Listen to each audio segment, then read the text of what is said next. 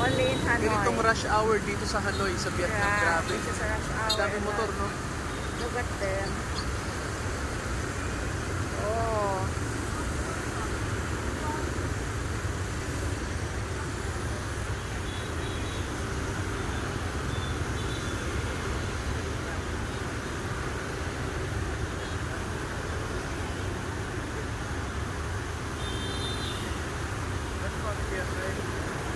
Sobrang dami ng motor.